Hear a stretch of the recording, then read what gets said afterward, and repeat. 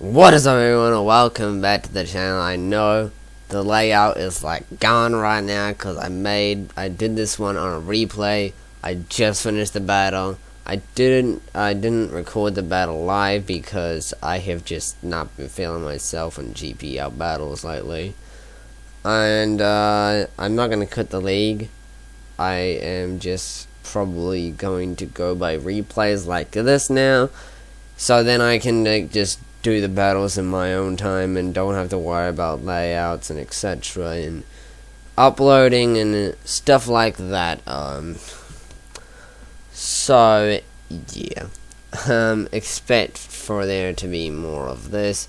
You guys would already notice that I stopped doing team builders since like a few weeks ago. Now it's not necessarily because I've been just losing. I think it's because I've just been doing downgrading on how exciting I have felt when the battles have happened.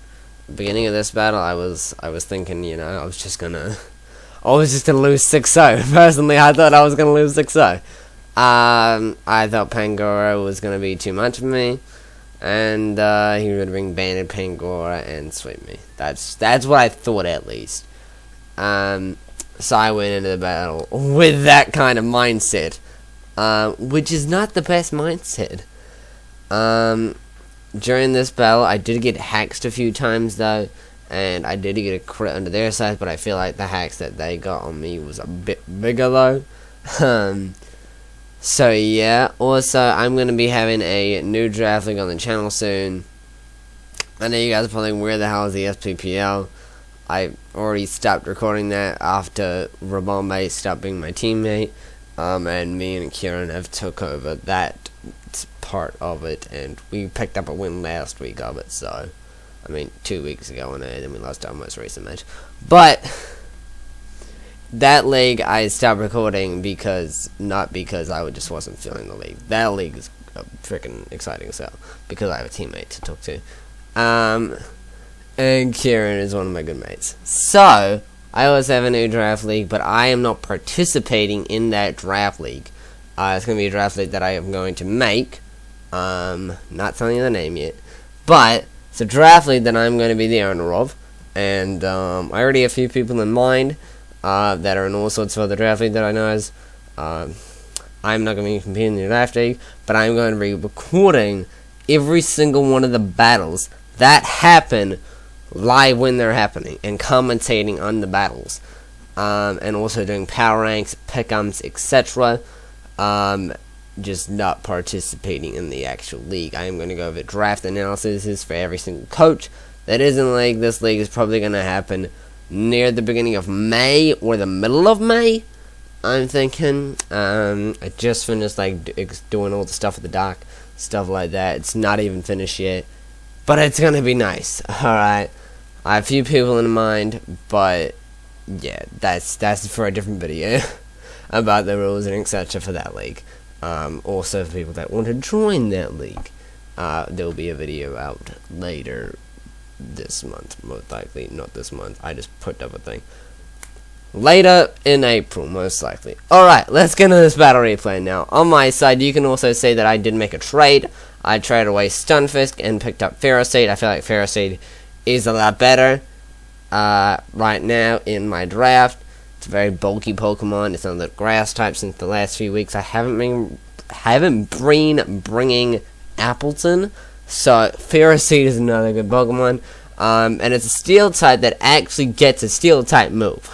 So Stunfisk only has Flash Cannon and Steel Beam, which are special type moves, and Steel Beam takes recoil damage when it hits. So I want to switch out with a Pokemon that actually got a Steel type attack for Fairy types, which a lot of Fairy types just get Mystical Fire though. Okay, so I lead Channel, they lead Rotom. I go for the Shadow Ball, get a critical hit right here. They go for their own Shadow Ball. Now I know that I outspeed because I'm a Scarf Chandelure. I don't know if they were Scarfed. I don't even know if they were Scarfed and they would outspeed me. I don't know. I go for another Shadow Ball because I know that I'm faster and I can KO. Then I switch out to Hypnotoad because Hypnotoad was my main counter from Pangoro. He goes for a knockoff, knocks my leftovers, which is actually pretty nice for them. Then he switches into Corviknight. Corviknight was a pain in my ass in this battle. Let me say that. That's why this was Rotom Frost's debut after all these weeks. Rotom Frost came to this game. Quagsire came in. Quagsire was really nice in this game as well. You'll see later in the game what it does. That's very nice, but it can haze away those Bulk Ups. I was expecting like Bulk Up, body press, but it was something completely different that you'll see soon. So he just kept bulking up on me, which I was like, here now. Then they G-Maxed, obviously. Fire Blast didn't do a lot because it is G-Max and he knocks me out. Chandelure didn't do shit other than a crit onto a Rotom meat, so that's already bad. Already lost a Pokemon. Goes for the Leech Seed. Now, Leech Seed to Ferro Seed is very nice against Corviknight.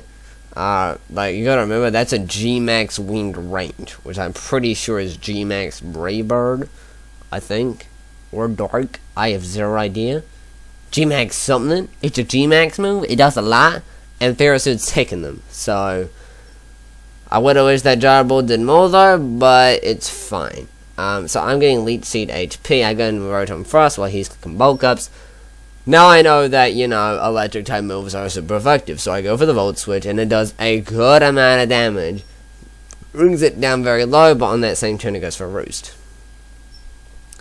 Now I'm just trying to get Leech Seed HP. This is a very bulky game because of all the Pokemon that I have that are bulky. Just Quagsire and Ferroseed, but you get what I mean. Now I go for Thunderbolt because last time Volt Switch did like 49. Thunderbolt obviously more powerful. And he has Power Trip Body Press. You'll see me in the chat like, what is this Power Trip? Now he goes Gardevoir, goes my Thunderbolt, does 43. So I did a calc. Another Thunderbolt would have done 40 to 45, no, 40 to 50, I believe, or 40. No, it was 40 to 48. So there was a chance I could kill, but I didn't want to take that chance, so I switched down to my Quagsire. He goes for Mystical Fire. At this moment, I was like, hey, if he has Energy Ball, he'll go with for it. But it's fine. He doesn't have Energy Ball though, so he goes for the Moonblast, and I can bulk those Moonblasts all day. Shadow Ball, get a special defense though. That means Moonblast is doing a lot next turn. But he keeps going for Shadow Ball, so I don't know what his mindset right here was. I was like, sorry if I keep calling you a he. I don't know what your gender is. That's just what I refer to people. Even if they Emma Bounce. Alright, it's just normal for me to say that. Alright, goes for the Roast. I go for the Skull. This is a very huge, Skull Roost battle during the match. You'll see Quagsire versus Corviknight this entire match. It's crazy. Ferroseed is also very nice to, Leech Seed Corviknight and just whittle him down. My goal was to make sure he had 0 more PP on Roost. Because that means Rotom can come in and just do 2 Thunderbolts and he's dead. Without him having to Power Trip or etc. So I didn't want any Roost on there. So I was just trying to bulk up all these attacks. I mean, in hindsight, I could have just left Ferroseed on this man, but then he would have keep setting up on the bulk ups, and I wouldn't be able to haze him away with Quagsire. So, got him over on Frost right here. He keeps roosting. Make sure you have the honest. What is this? I don't know. Okay, so I don't know what his play right there was thinking. He switched into the Rotom to die by rocks to go into Pangoro. I don't know what his play right there was. I could Volt Switch, that means I'm locked in Volt Switch. I was thinking he was going for the Bullet Punch right here, so I was like, okay. I actually thought he had Sucker Punch. Turns out he had Bullet Punch. Either way, I thought he had a priority move. So I was like, I ain't taking more damage on Rotom. So I switched into my Hitmontop, protecting the Bullet Punch. He actually goes for it, so that's great. I look like a god, and it's freaking amazing. So, you guys Corviknight here. I actually calced it. Close combat wouldn't have done a lot, so I just... Boy, did I really just go back to the replay. Am I for real now? Let's go back to where this was. Okay. Where is this? There we go. I go over the Toxic, expecting Pangoro to stay in, most likely. Or I was actually expecting most likely Gardevoir, Toxic that. I switch out Quagsire, obviously. Best play against Corviknight. I was actually, not even physically defensive Quagsire. I was specially defensive. To probably take Gardevoir hits, but... probably. But an Energy Ball would have probably done a lot anyways. Also Freeze Dry from Glaceon. So I should have run a physically defensive one, but I didn't. So that was a mix-up.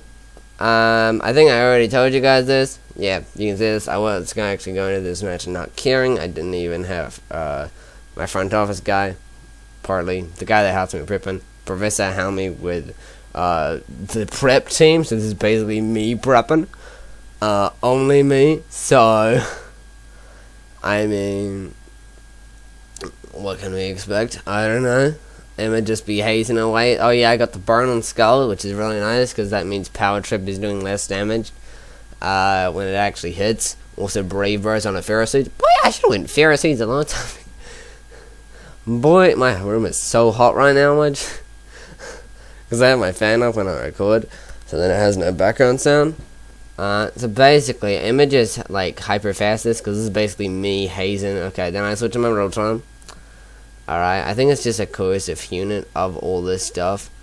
Yeah, just Quagsire comes back in, Brave Bird, etc. There's a lot of this bulkiness on Quagsire, because I have Recover and Leftovers, and then I have Leech Seeds up, and he has Bulk Ups, and then Roosts, and it's just a whole scenario of Leech Seeds, and Recovers, and Roosts, and Protects. It's, okay, here we go. Pangoro now comes in, Glaceon comes in, I go for the Toxic, okay, so then I switch to my Sylveon, and boy, he went for a Freeze Ray, and he froze me. He froze me. Boy, I was so angry at this moment in time.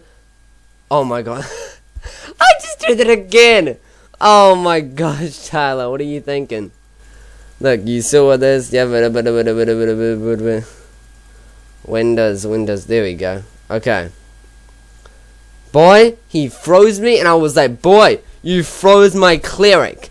Alright, even though I didn't have Heal Bell on it, you froze my Cleric Pokemon, so if I wanted to get rid of it, I wouldn't even be able to. So, it was actually an offensive Sylveon with Specs and Hyper Voice, which pretty much would have put in work right here. Yeah, burned. Good amount of damage in each one of these Pokemon. I bet Hyper Voice would have spammed on this team, and did very nice. Also, spam Mystic File that I had. But I got froze. Which also negates my counter to Gardevoir. Gardevoir is special attacking Pokemon. Sylveon is a very special defensive Pokemon.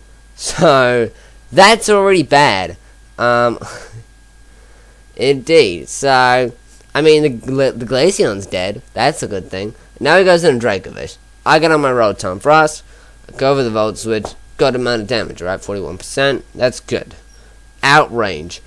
50%, but I get my Leftovers, so I have higher HP than that. I live on 2%, and I go for Recover.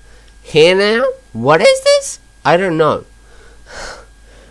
Corviknight now comes in. Should I just become like Carly and I'm moving battler now? After all these losers. I mean, the GPL is the battlers in it is very good battlers, obviously.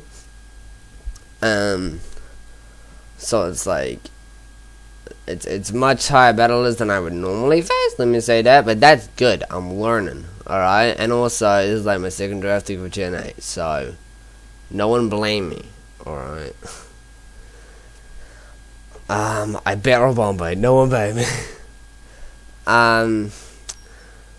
So yeah, I'm just trying to learn the format of Generation 8, alright? Which I think this newer draft league where I'm not actually participating and I'm commentating on the battles are going to be very nice for me to learn.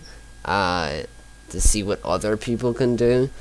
Again, if you want to join, watch out for the video I'm going to be posting around April. Around middle of April. There'll probably be like, you know, rules and stuff like that in that video, and also showing you guys how you can join. You need to have at least some sort of experience, and when I say experience, I mean at least made playoffs once. Alright, at least made playoffs in a league, most likely. Alright, make playoffs at least once or twice, alright? You don't have to win a league. You just gotta be some sort of good, alright? So, yeah. This is where Pangoro just puts in work on my team.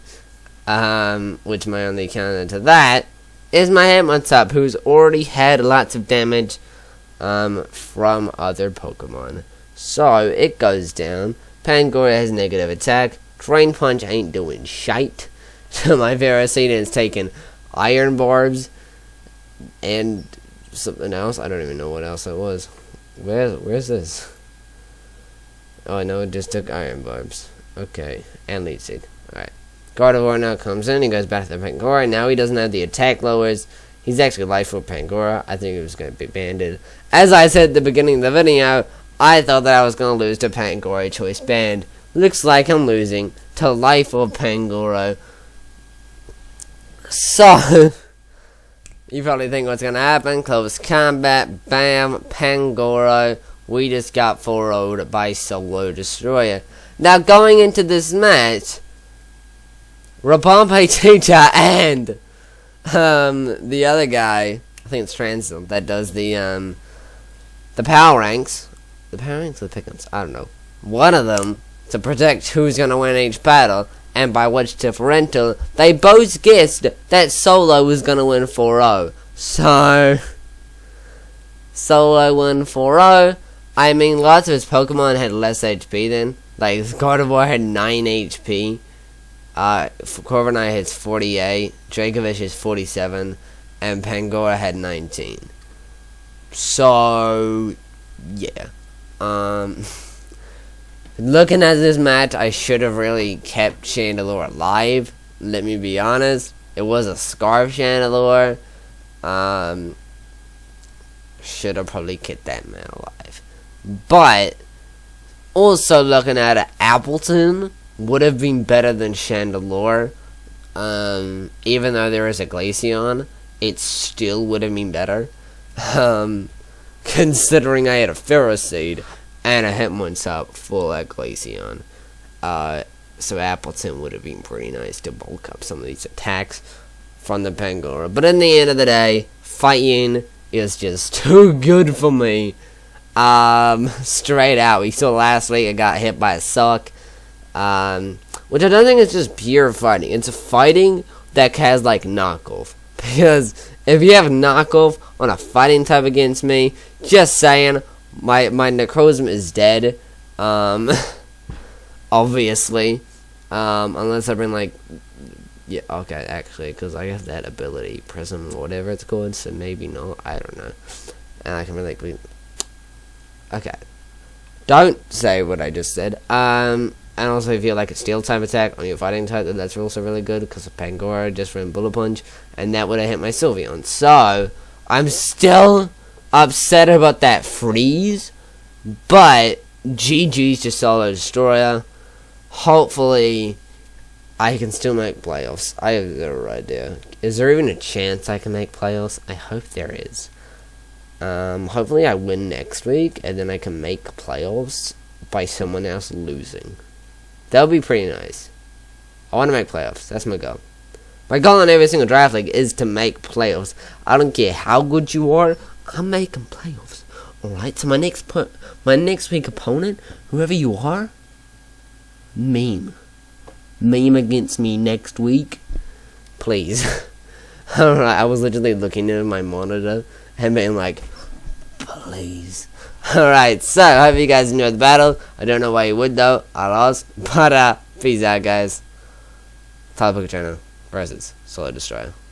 See you guys next week. No, I'll actually see you guys in the next few days for another YouTube series. That's not Draft League. It's going to be a Pokemon Nuzlocke. Oh, bye guys. Lol.